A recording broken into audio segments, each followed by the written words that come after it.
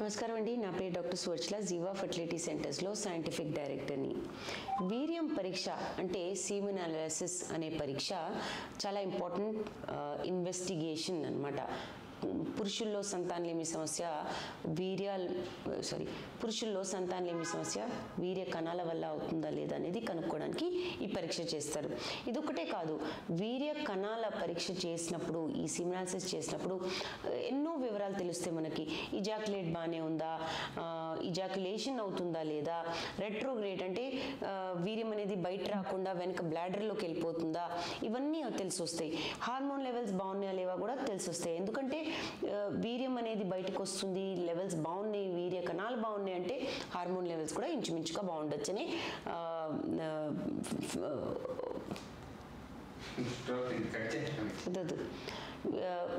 Hormone levels కూడా బాగున్నట్టుగా తేల్చడం జరుగుతుంది. So ఇది ఎలా తెలుసుకుంటాం, ఈ వాల్యూస్ ఏంటి అనేవి ముందుగా ఈ వాల్యూస్ ఎలా వచ్చాయి? వరల్డ్ హెల్త్ ఆర్గనైజేషన్, మీరు WHO అని వినుంటారు. వీళ్ళు ఎన్నో రకరకాల స్టడీస్ చేస్తారు, రకరకాల ఈ వాల్యూస్ అనేవి ఇస్తారు డాక్టర్లకి, పిల్లలకి వ్యాక్సినేషన్స్ అనేవి కూడా వాళ్ళు ఆర్గనైజ్ చేస్తుంటారు. అలానే కణాల పరీక్ష చేసినప్పుడు వాల్యూస్ ఎలా ఉండాలి, ఏమేం టెస్ట్ చేయాలనేది వరల్డ్ హెల్త్ ఆర్గనైజేషన్ ప్రపంచంలో నిర్ధారించడం జరిగిందనమాట. ఇవి ప్రతి ఒక 5-6 ఏళ్ళ తర్వాత ఈ వాల్యూస్ అనేవి మారుతుంటాయి, అంతే కదా. ఇప్పుడు పొల్యూషన్ బట్టి లేదా సమస్యలు బట్టి ఎన్నో కారణాల వల్ల కణాల పరిస్థితి కూడా మారుతుంది. సో ఎవ్రీ 5-6 years గ్లోబలీ కొంతమంది కణాలు తీసుకొని వాళ్ళు స్టడీ చేసి స్టాటిస్టిక్స్గా కొన్ని వాల్యూస్ ఇచ్చారు మనకి. ముందుగా ఏమేమి తెలుసుకోవాలి, ఆ వాల్యూస్ ఎలా ఉండాలనేది చెప్పడం చేస్తాను కాదు కదా. ముందుగా ఏమేమి కనుక్కోవాలి, వాటి వాల్యూస్ ఎలా ఉండాలి అనేది చెప్తాను. వాల్యూమ్ అనేది చాలా ఇంపార్టెంట్. అంటే ఎంత వీర్యం అనేది బయటికి రాగలుగుతుంది. వరల్డ్ హెల్త్ ఆర్గనైజేషన్ ప్రకారం 1.5 milliliter ఉండాలి. ఇది తక్కువ ఉంటే ఏమవుతుందంటే, భార్యాభర్తలు కలిసినప్పుడు వీర్యం తక్కువ ఉందనుకోండి, అలాంటప్పుడు కణాలు కూడా తక్కువ ఉంటాయి, లేదా క్వాలిటీ బాగుండకపోతే ఈ సమస్య సంతానలేమి సమస్యలాగా మారచ్చు. వీర్యం బయటికి వచ్చినప్పుడు కొంచెం బంకగా ఉంటుంది, తర్వాత నీరులాగా మారుతుంది. ఈ నీరులాగా మారినప్పుడు కణాలు అనేవి గర్భసంచిలోకి వెళ్ళి అక్కడ నుంచి ట్యూబ్ల దాకా వెళ్ళి ఫలదీకరణం చేస్తే అండాలని. సో ఇది చాలా ఇంపార్టెంట్ విషయం. బంకలాగా రావడము, నీరులాగా మారడము అనేది చాలా ఇంపార్టెంట్. దాన్ని విస్కాసిటీ అంటారు. విస్కాసిటీ ఉందా లేదా అనేది కూడా చూసుకోవాలి. వరల్డ్ హెల్త్ ఆర్గనైజేషన్ ప్రకారం విస్కాసిటీ 30 minutesలో తగ్గిపోవాలి. అంటే ఈ బంకలాగా వచ్చింది నీరులాగా 30 నిమిషాల్లో మారిపోవాలి. ఇది చూడడం జరుగుతుంది. దీని తర్వాత అబ్స్టినెన్స్ ఎలా ఉంది అంటే, 3 రోజుల కన్నా తక్కువ రోజులైందా ఇజాక్యులేట్ చేసిన తర్వాత, అంటే భార్యాభర్తలు సపోజ్ కలిసారే అనుకోండి, 3 రోజుల కన్నా తక్కువ ఉందా, 7 రోజుల కన్నా ఎక్కువ ఉందా అనేది కూడా చూడాలి. 3 రోజుల కన్నా తక్కువ ఉంటే కణాల నంబర్ తక్కువైపోతుంది, 3 రోజుల కన్నా ఎక్కువ ఉంటే కణాల కదలిక అనేది తగ్గిపోతూ ఉంటుంది. సో ఈ ఇంపార్టెంట్ పాయింట్ కూడా నోట్స్లో రాసుకుంటారు, రిపోర్ట్స్లో రాసుకుంటారు. వివరంగా చూడాలంటే కణాలని 3 భాగాలుగా మనం డివైడ్ చేయొచ్చు. ఒకటేమో కౌంట్ ఎలా ఉంది, కాన్సన్ట్రేషన్ ఎలా ఉంది అనేది చూస్తారు. తర్వాత మొటిలిటీ అంటే కదలిక, తర్వాత ఆకారం అంటే మార్ఫాలజీ. ఈ కౌంట్ అనే దాంట్లో కాన్సన్ట్రేషన్ అంటే మిల్లీలీటర్కి ఎన్ని కణాలు ఉన్నాయి. వరల్డ్ హెల్త్ ఆర్గనైజేషన్ ప్రకారం 15 మిలియన్ ఉండాలి పర్ మిల్లీలీటర్. ఒక్క మిల్లీలీటర్లో 15 మిలియన్ స్పర్మ్స్ ఉండాలి. ఇది వాళ్ళు ఇచ్చిన స్టాండర్డ్స్. దీనికన్నా తక్కువ ఉంటే నార్మల్ కానట్టు, దీనికన్నా ఎక్కువ ఉన్నా పర్వాలేదు.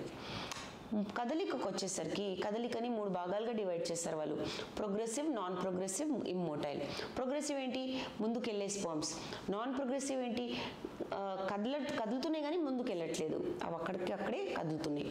ఇమ్మోటైల్ ఏంటి, అస్సలు కదలట్లేదు, అవి బతుకుండొచ్చు, చచ్చిపోయి ఉండొచ్చు, కానీ అవి కదలట్లేదు. సో ఇమ్మోటైల్.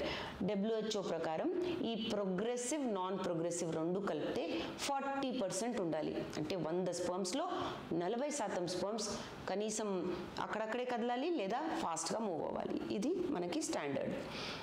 మూడోది మార్ఫాలజీ అంటే ఆకారం. ఆకారంలో ఏం చూస్తాము, కణాలని మనం 3 భాగాలుగా డివైడ్ చేయొచ్చు. ఒకటేమో తల, హెడ్ అంటాం, ఒకటేమో నెక్, మిడ్ పీస్ అంటాము, తోక. హెడ్లో మొత్తం డిఎన్ఏ ఉందన్నమాట. మీ నాన్న నుంచి వచ్చే అన్ని జీన్స్ ఆ చిన్న హెడ్లో మొత్తం ప్యాక్డ్ ఉంటాయి.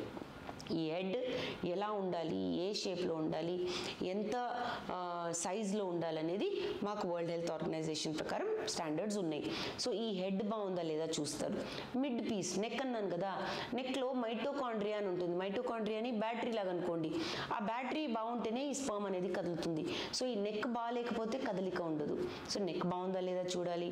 నెక్స్ట్ టేల్ బాగుందా లేదా చూడాలి. టేల్ లావుగుందా, సన్నగుందా, 2 ఉన్నాయా, ఇవన్నీ ఎలాగున్నా కదలిక బాగుండదు. టేల్ అనేది ఉట్టి కదలడానికి.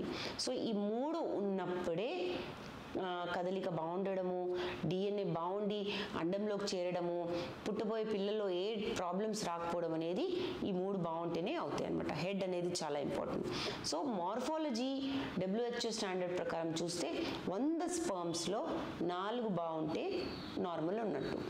చూసారు కదా, 100లో 4 ఇవ్వడానికి కూడా చాలా అతి కష్టం మీద ఇవ్వడం జరుగుతుందన్నమాట. సో 4 బాగుంటే నార్మల్ ఉన్నట్టు. సో నార్మల్ శాంపుల్ ఉందనుకోండి, 4% మార్ఫాలజీ, 40% మొటిలిటీ, కాన్సన్ట్రేషన్ అనేది 15 మిలియన్ పర్ ఎంఎల్ ఉందనుకోండి, దీన్ని నార్మోజూస్పర్మియా అంటారు. సో మీరు రిపోర్ట్ చూసినప్పుడు మీ కౌంట్ అవన్నీ బాగుంటే, అన్ని వివరాలు బాగుంటే నార్మోజూస్పర్మియా అని ఇస్తారు. కౌంట్ బాగాలేదనుకోండి, తక్కువ ఉందనుకోండి 15 మిలియన్ పర్ ఎంఎల్ కన్నా, దాన్ని ఒలిగోజూస్పర్మియా అంటారు. మీ రిపోర్ట్లో ఆ పదం వస్తుంది. మొటిలిటీ బాగాలేదనుకోండి, ఆకారం, దాన్ని ఎస్థెనోజూస్పర్మియా అని ఇస్తారు. వీటిని అన్నింటినీ చక్కగా మీరు అర్థం చేసుకుంటే మీ రిపోర్ట్ మీరే చదవగలుగుతారు. తర్వాత ఆకారం బాగాలేదనుకోండి, దాన్ని టెరటోజూస్పర్మియా అంటారు.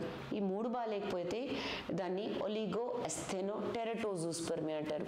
కొంచెం కౌంట్ బాగుండదు, మార్ఫాలజీ బాగుండదు, దాన్ని ఒలిగో టెరటోజూస్పర్మియా అంటారు. కదలిక బాగుండకపోవచ్చు, ఆకారం బాగుండకపోవచ్చు, అలాంటప్పుడు ఎస్థెనో టెరటోజూస్పర్మియా అంటారు. సో రకరకాల కాంబినేషన్స్గా రిపోర్ట్ ఇవ్వడం జరుగుతుంది. అన్ని బాగుంటే నార్మోజూస్పర్మియా. కొన్నిసార్లు కణాలు అస్సలు ఉండవు, అలాంటప్పుడు రిపోర్ట్ అజూస్పర్మియా అని ఇస్తారు. జూ అంటే స్పర్మ్, అజూ అంటే స్పర్మ్స్ లేని శాంపిల్, అజూస్పర్మియా అని ఇస్తారు. సో ఈ రిపోర్ట్ని మీరు అర్థం చేసుకుని వరల్డ్ హెల్త్ ఆర్గనైజేషన్ ప్రకారం మీరు పరీక్ష చేయించుకునే సెంటర్ వరల్డ్ హెల్త్ ఆర్గనైజేషన్ ప్రకారం స్టాండర్డ్గా ఈ రిపోర్ట్ ఇస్తున్నారా లేదా అనేది తేల్చుకుని మంచి సెంటర్ ఎంచుకోవచ్చు. దీని గురించి ఇంకా వివరాల కోసం తప్పకుండా జీవా ఫెర్టిలిటీ సెంటర్స్కి వచ్చేయండి. Thank you.